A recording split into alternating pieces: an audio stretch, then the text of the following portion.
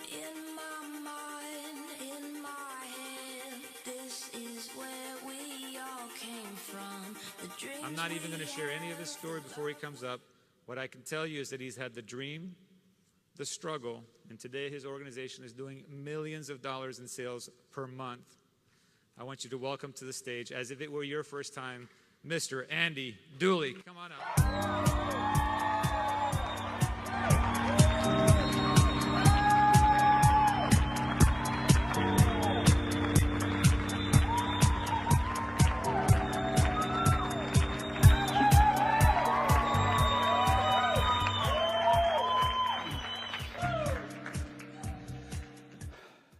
January 2nd, 1998.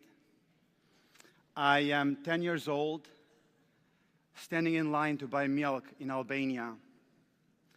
5 o'clock in the morning. My dad had been there in line for 3 hours, so I came there so he could go back to work. And I was there for several hours, and I was 3 people away when the cashier said there is no more milk. People left. I had a young sister at home, 1-year-old, and I remember just in tears asking her, "It's got to be another bottle. There's got to be some more milk left." She said, "No, sorry." I remember standing in line to buy bread, and most days the truck did not even come with bread. I remember most nights going to bed hungry. We didn't have running water 24/7. We didn't have power 24/7 that we so take for granted here. The shower you took this morning, we had water 2 hours in the morning, 2 hours in the evening. The power, hot or cold, we had electricity just a few hours a day. And if anybody complained because of the harsh regime, because of communism, they would kill your whole family. So forget about complaining. You couldn't even think about it. The whole country was very isolated.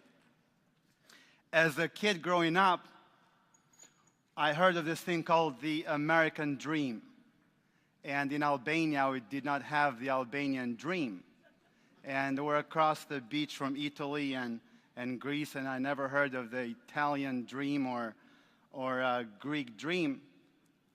So I begged my dad. I said, "Dad, please help me get to America." I begged him. I said, "Dad, if you help me get there, if you give me a chance, I will pay you back. I will help the family. I will help support you guys." April of '98, I applied for a visa. Over 50 people applied that day, and only 3 people got it. And I was one of the 3. Yeah. I think God had a plan. So I came to the States. My plane landed in Atlanta, Georgia, big airport. It seemed like the airport was bigger than my small town. And I went to a McDonald's, go figure that. And as soon as I landed, I was hungry, I was thirsty. And I went there, and the lady, I did not speak any English, nothing. The lady there did not understand what I was trying to say, so she kind of blew me off, and I turned around, and I thought, what's another day going to bed hungry and thirsty? Embarrassed, just left. And came to the dorms, learned English. I figured if I want to be immersed in the culture, I have to learn the language. A few months later, the dorms closed for the summer for a couple of weeks, so I got into a small rental apartment. I slept on the floor for the first few weeks. I had some sheets. I had some, blankets. I didn't have a bed. I had not discovered Craigslist then. And I heard that to become free in this country, you go to school for 4 years, you get a degree, you put in 40 years worth of work, you make $40,000 a year, which for me was a fortune back then, and you retire good. So I did what I heard. I went to college. The problem was 3 years later, I was still a freshman. And my GPA was 1.6. So I dropped out of school, and I delivered pizzas for a living. And a couple of years later, it just dawned on me. I thought, I didn't come to America to be a pizza delivery driver. I can do that back home and be with my family. So I did what most people do. You go back to school when you struggle for more education.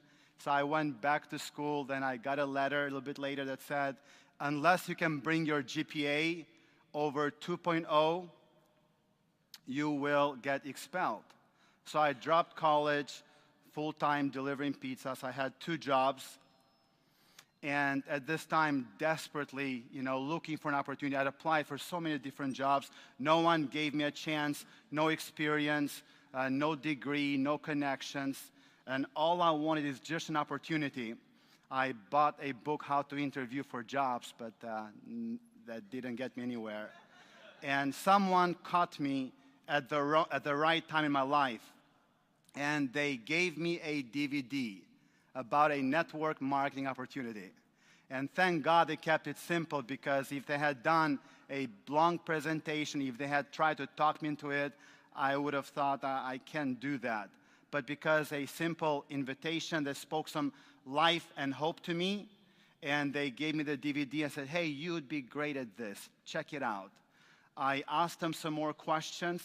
They said, all the information is right there. You'll be impressed.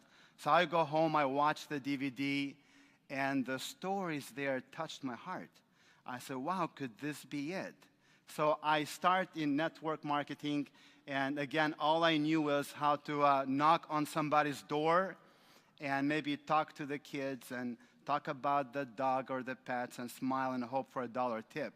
That's about the only skill I had.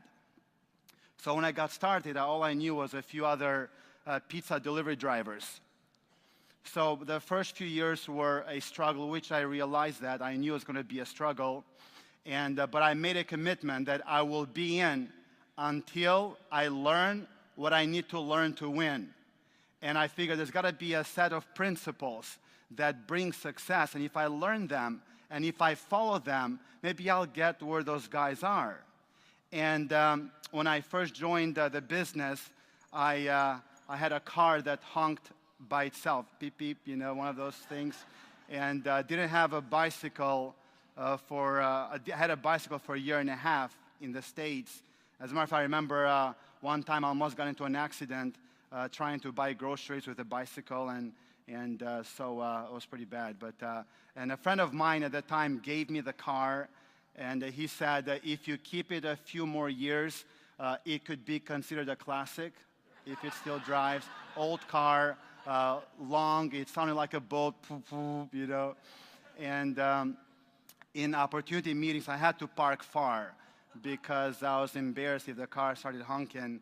I would have, talk about dreaming. Someday here's I'm going to be. And then there's a car honking, but crazy. First time it happened, it was 3 o'clock in the morning. I was sleeping, deep sleep, and the car starts honking. You wake up wondering what just happened. So I remember picking up the cell phone. No, it's not the cell phone. I picked up the home phone. It's not the home phone. I ran at the door. All this within 5 seconds. I opened the door. There is nobody there. And then it dawned on me, it's got to be the car. So I go outside, and it's the car. I had to take the battery out. And that's how it stopped. But I struggled for a while. And then somebody dragged me to an event like this. I came at this event a few years ago, sitting in the back, and it just blew my mind. I think I evolved that weekend. I left here a different person. I remember talking to Richard Brooke, and during a break, and just wondering, could this be for real? Could this really happen?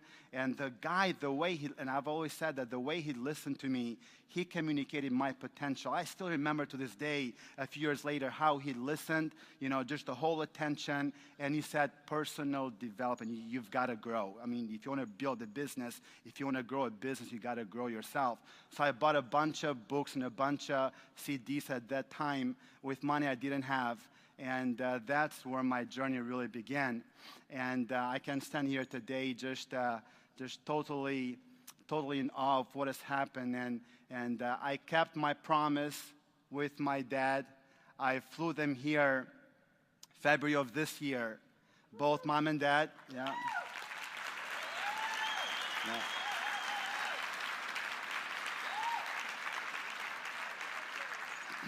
I flew them to the States. I took them across the country, 6 weeks vacation, coast to coast, 5-star resorts, everything. And then at that last evening, I told them the whole journey. I told them the whole story. I took them to that first apartment. I said, here's where I first lived, and then here's my second apartment, and here's the college I tried to attend, and here is my first job. Here is the area where I delivered pizzas, and just the whole journey. At the end of the day, at the end of the whole thing, my parents were both in tears. And Dad looked at me in the eye and said, son, I'm proud of you. Great job.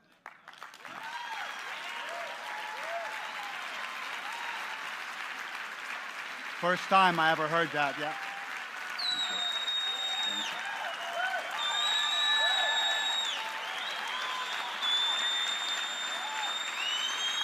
All things are possible.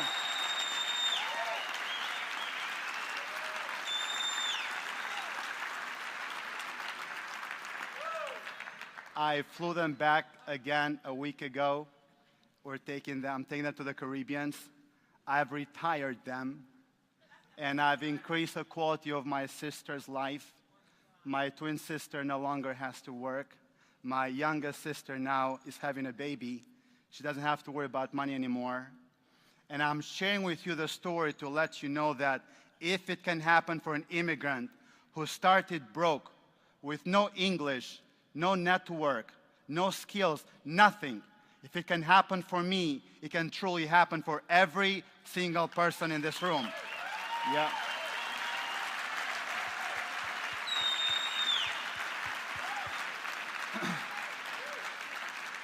In closing, how can you go from crisis to comfort? I know that a lot of people here don't have to worry about, am I going to have power tonight? Am I going to be able to take a shower tonight? Am I going to go to bed hungry tonight? Most of you don't worry about that. So most people, go from crisis to comfort, and they stop there. They stop there. They get there, they're comfortable, they make some money, they got the car. Few people go from comfort to extraordinary, to true freedom, to wealth. Not just about money, but to true wealth. And it's not, the motivation doesn't come from the cars and the money, but the motivation comes for making a contribution in other people's lives.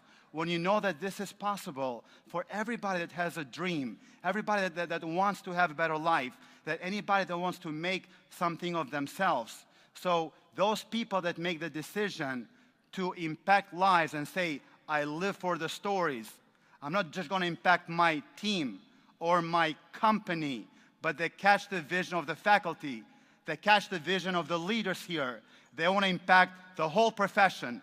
They want to impact the whole world. The history is filled with people that changed the world and changed the next generation. If they could do it, why not you? Keep the believing up. Always believe. Never give up. All things are possible. God bless.